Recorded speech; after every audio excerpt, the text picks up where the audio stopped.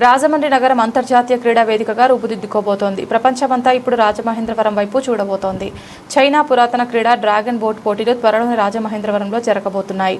భారతదేశంలో తొలిసారిగా ఆంధ్రప్రదేశ్ రాష్ట్రంలో నిర్వహింపబడుతున్న ఇంటర్నేషనల్ డ్రాగన్ బోట్ లీగ్ 2026 పోటీలు రాజమండ్రి కేంద్రంగా నిర్వహించనున్నట్లు ప్రజాప్రతినిధులు, నిర్వాహకులు తెలిపారు.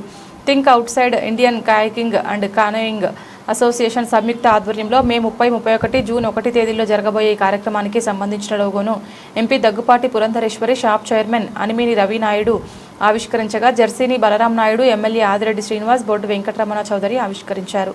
టీజర్ను ఎమ్మెల్సీ సోము వీర్రాజు విడుదల చేశారు. నమస్కారం. ఈరోజు రాజమండ్రి పట్టణంలో పట్టణ వేదికగా గోదావరి నది ఒడ్డున ఇంటర్నేషనల్ డ్రాగన్ బోట్ లీగ్ను ఈవెంట్ను నిర్వహించడానికి అధికారికంగా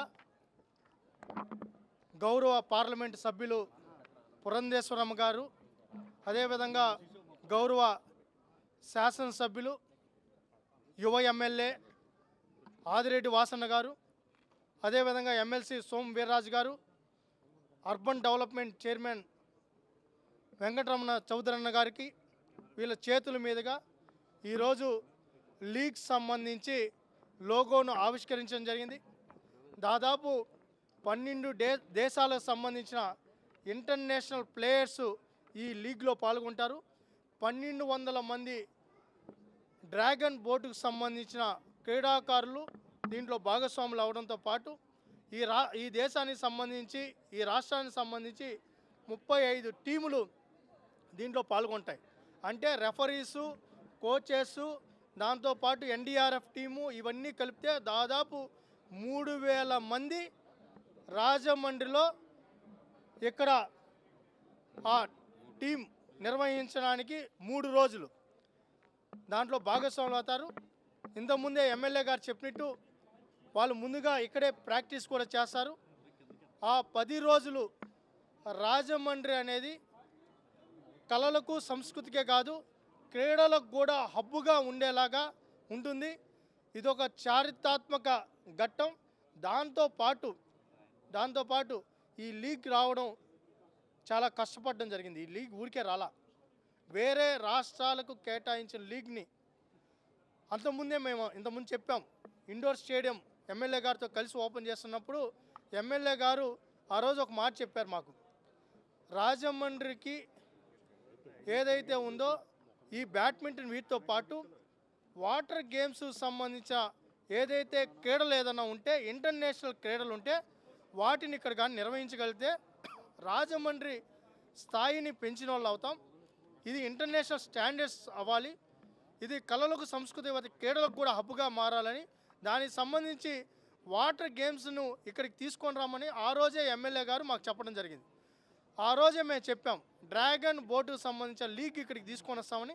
దానిలో భాగంగానే తీసుకొని రావడం. నిజంగానే ఒక విషయం చెప్పాలి, ఇది దీని తర్వాత దీని ముందన్నిట్టు రాజమండ్రి ఉండబోతోంది.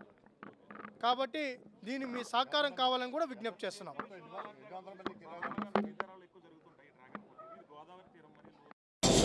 Wear culture meet sport. సాంస్కృతిక రాజధాని అయిన రాజమహేంద్రవరంలో ప్రపంచ స్థాయి క్రీడకి ఒక వేదిక అవ్వడం అన్నది ఒక గొప్పటి అవకాశం.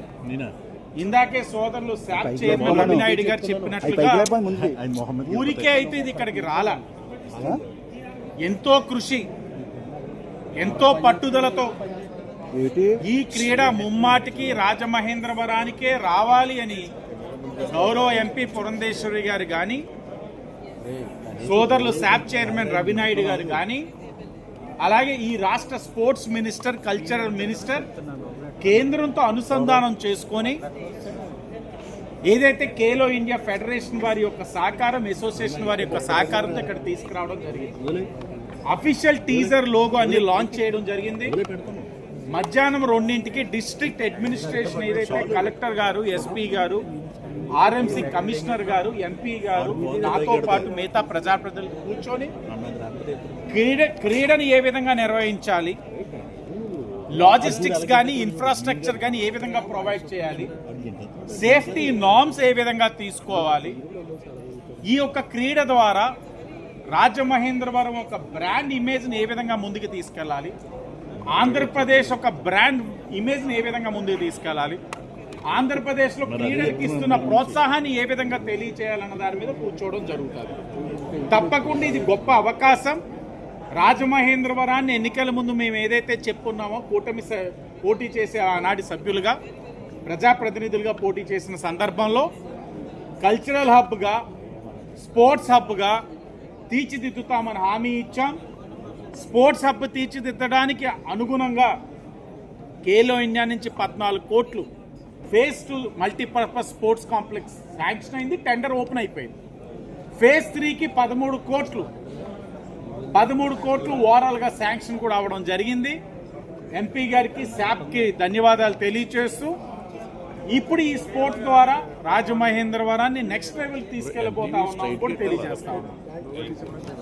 నమస్కారం. స్థానిక శాసనసభ సభ్యులు సోదరులు ఆదిరెడ్డి వాసు గారికి, అదేవిధంగా రుడా చైర్మన్ బొట్టు వెంకటరమణ చౌదరి గారికి, ఎమ్మెల్సీ సోమ్ వీరాజ్ గారికి, రవినాయుడు గారికి, శ్రీనివాస్ గారికి, అనుశ్రీ వారికి, అదేవిధంగా వేదిక మీద ఉన్నటువంటి పెద్దలందరికీ పేరు పేరున నా నమస్కారాన్ని తెలియజేస్తున్నాను. ఇవాళ ఒక రకంగా చెప్పాలి సార్, ఎందుకంటే ఇంతవరకు కూడా రాజమహేంద్రవరానికి ఒక సాంస్కృతిక క్షేత్రంగా, ఒక ఆధ్యాత్మిక క్షేత్రంగా గుర్తింపు ఉన్నటువంటి సందర్భంలో క్రీడల్లో మెరుగైనటువంటి గుర్తింపు తెచ్చుకునే దిశగా ఇవాళ రాజమహేంద్రవరం అడుగులు వేస్తుంది అని చెప్పడానికి ఏదైతే ఇవాళ మనం లాంచ్ చేసుకున్నామో ఈ డ్రాగన్ బోట్కి సంబంధించినటువంటి ఇంటర్నేషనల్ అంతర్జాతీయ కాంపిటీషన్ ఏదైతే మనం ఇవాళ ఆవిష్కరించుకున్నామో అది దానికి నిదర్శనం అని చెప్పి మనం అందరం కూడా భావించాలి. డ్రాగన్ బోట్కి సంబంధిస్తే ఈ క్రీడ చైనా దేశంలో ఆవిర్భవించిందని చెప్పి మనకి తెలియవచ్చినటువంటి విషయం, మనకి చరిత్ర చెప్తున్నటువంటి విషయం. క్యూ యువాన్ అనేటువంటి ఒక హిస్టోరియన్, ఆయన అక్కడ ఉన్నటువంటి రాజుకి వ్యతిరేకంగా ఆయన కొంత వ్యాసాలు రాసినటువంటి సందర్భంలో ఆయన్ని బహిష్కరిస్తూ శిక్ష వేయడం జరుగుతుంది. ఆ అవమానాన్ని భరించలేనటువంటి సందర్భంలో ఆయన వెళ్ళి జలసమాధి అయ్యి అక్కడ ఉన్నటువంటి నదిలో జలసమాధి అయినటువంటి నేపథ్యంలో ఆయన్ని అభిమానించేటువంటి అక్కడ ఉన్నటువంటి పౌరులు ఆయన్ని వెతుక్కుంటూ అందరూ కూడా, అంటే ఒక్కొక్కరు ఒక్కొక్క బోట్ అని కాకుండా ఈ రకంగా ఒక పెద్ద బోట్లో అందరూ కూడా ఎక్కి వారు ఈ డప్పు చప్పుళ్ళు చేసుకుంటూ ఆయన కోసం వెతికారు అనేది ప్రతీతి. అక్కడ నుండే ఈ యొక్క క్రీడ, ఈ డ్రాగన్ బోట్ అనేటువంటి క్రీడ ఆవిర్భవించిందని చెప్పి పెద్దలందరూ కూడా మనకి తెలియజేస్తున్నటువంటి విషయం. అయితే ఇందాక వ్యాఖ్యాత ఎవరైతే మాస్టర్ ఆఫ్ సెరమనీస్ మమ్మల్ని అందరినీ కూడా పరిచయం చేశారో వారు చెప్పారు, ఈ యొక్క డ్రాగన్ బోట్ క్రీడలో ఉన్నటువంటి ప్రధాన అంశాలు వారు తెలియజేశారు. సాధారణంగా ఏంటంటే టీమ్ స్పిరిట్ ని ఇది చాలా పెంపొందిస్తుందని. ఎందుకంటే దగ్గర ఒక 20 మంది ఉంటారు ఆ బోట్లో, అందరూ ఒకే రకంగా, అంటే ఒకే లయలో వాళ్ళు ఈ బోటుని ముందుకు తీసుకెళ్లేటువంటి ప్రక్రియ. మధ్యలో ఎవరైనా ఒక్కరు కొంచెం అలసత్వంగా వ్యవహరించారు అంటే ఇంకా క్రీడలో మనం గెలిచేటువంటి అవకాశం ఉంటుంది. కనుక ఆ టీమ్ స్పిరిట్ ని పెంపొందించేటువంటి ఒక గొప్ప క్రీడ ఏదైనా ఉన్నదంటే అది ఒక డ్రాగన్ బోట్ అని చెప్పి మనందరం కూడా గమనించవచ్చు.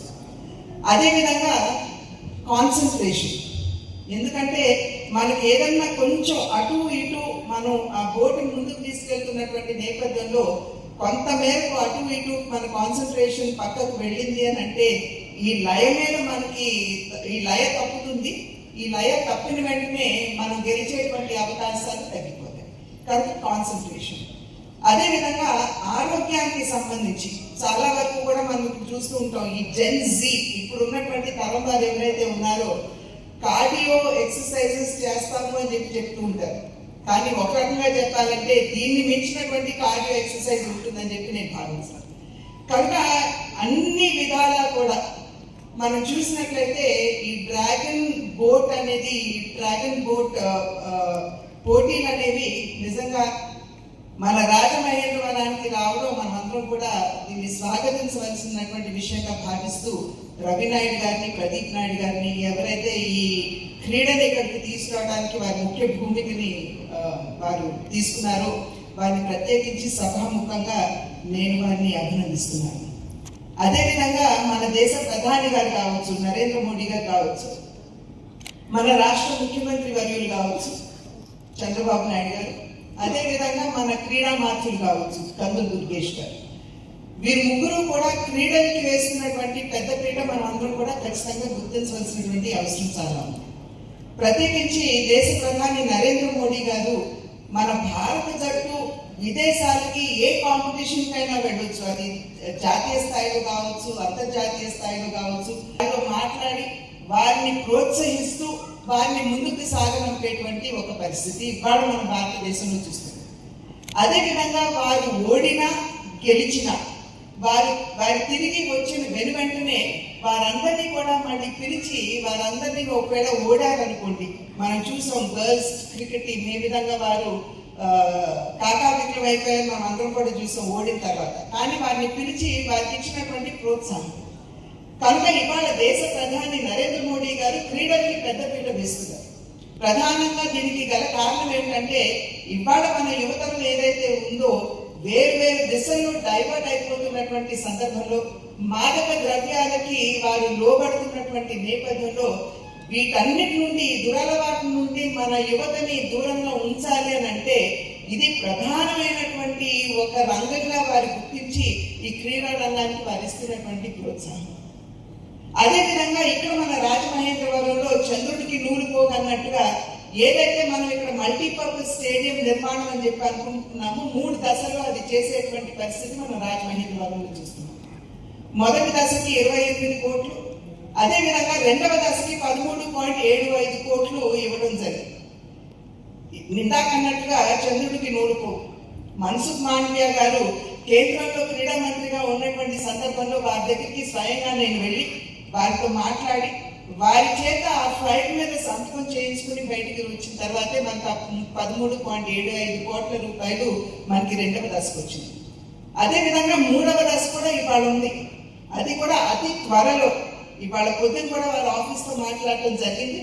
అతి త్వరలో ఆ 13 కోట్లు కూడా మనకి రిలీజ్ అయ్యేటువంటి అవకాశం ఉంటుంది.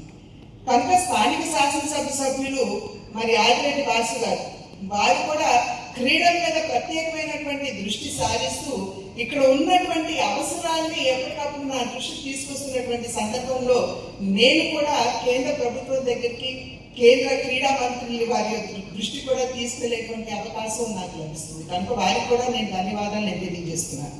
ఈ రవి నాయుడు గారిని, ప్రదీప్ నాయుడు గారిని నేను హృదయపూర్వకంగా అభినందిస్తూ ఎవరైతే ఇక్కడ ఉన్నటువంటి వాళ్ళందరూ కూడా స్పాన్సర్స్ అందరూ కూడా ఇక్కడికి రాబోతున్నారు, అంతర్జాతీయ స్థాయిలో మనం నిర్వహించుకోబోతున్నాం. నిన్న వారితో మాట్లాడినటువంటి సందర్భంలో వారు నాకు తెలియజేసినటువంటి విషయం 12 దేశాల నుండి వస్తున్నారు ప్రతినిధులు ఈ యొక్క పోటీలో పాల్గొనడానికి అని చెప్పి వారు నాకు నిన్న చెప్పినటువంటి మాట. మనం చూసాం పక్కనే ఉన్నటువంటి నియోజకవర్గంలో కూడా డ్రాగన్ బోట్ నిర్వహించారు, కానీ అది జాతీయ స్థాయిలో మాత్రమే నిర్వహించడం జరిగింది. కానీ ఇవాళ రాజమహేంద్రవరం అంతర్జాతీయ స్థాయిలో జరగబోయేటువంటి డ్రాగన్ బోట్ కాంపిటీషన్కి వేదిక కాబోతుంది. కనుక మేము మీడియా వారిని అదేవిధంగా ప్రజలందరినీ పురప్రజలందరినీ కూడా అభ్యర్థించేది మీ యొక్క సహకారం కూడా ఉండాలి. మీడియా వారు దీన్ని చక్కగా హైలైట్ చేసినట్లయితే మరింత మంది క్రీడా రంగంలో పెట్టుబడి పెట్టడానికి వచ్చేటువంటి అవకాశం ఉంటుంది. ఇక్కడ ఉన్నటువంటి స్థానికంగా ఉన్నటువంటి ప్రజలు వెళ్ళి ఆ పోటీలో పాల్గొనేటువంటి వారికి అన్ని విధాలా కూడా వారికి ప్రోత్సాహం ఇచ్చినట్లయితే ఖచ్చితంగా రాజమహేంద్రవరాన్ని రాబోయే కాలంలో అనేక క్రీడలకి మనం కేంద్రం చేసుకున్న వాళ్ళు అవుతామని చెప్పి తెలియజేస్తూ నాకు ఈ అవకాశం ఇచ్చిన పెద్దలందరికీ పేరు పేరున ధన్యవాదాలు తెలియజేసుకుంటూ సెలవు తీసుకుంటాను.